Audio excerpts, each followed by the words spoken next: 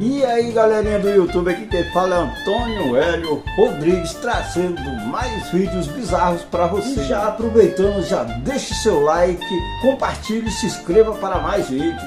E para quem não conhece, esse é o canal AHRS Passa Visão. Presta atenção no momento em que o caçador foi caçar, mas veja o que ele ouviu dentro da mata. Sons que mais parecia ser machado batendo na mata. À noite? E agora? Som de machado à noite em uma mata.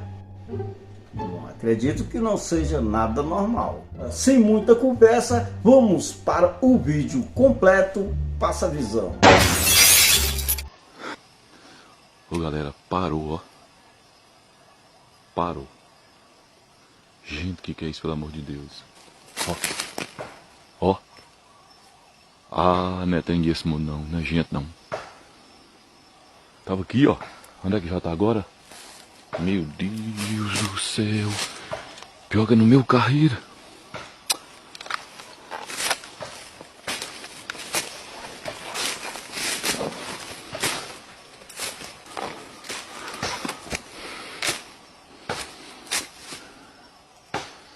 Aqui, ó, tá perto da estrada. Ô!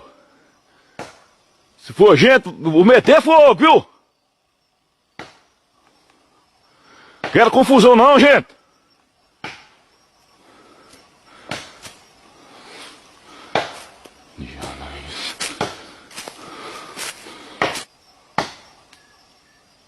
Parece que tô escutando a gente conversar. Ai, meu Deus. E agora? Passar aí na estrada que é duro, viu?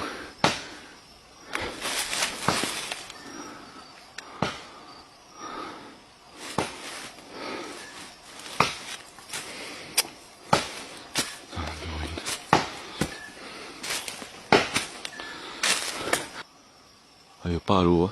Do nada para, ó. Eu parece que eu já tô escutando até motosserra. Gente, o vídeo... Ó. Meu Deus do céu, já tá lá na frente. Agora é a hora de sair na estrada que a gente caga de medo. Não sabe se olha pro chão por causa de cobra. Ai, mas isso nunca aconteceu comigo, gente. Ô, trem ruim danado, viu?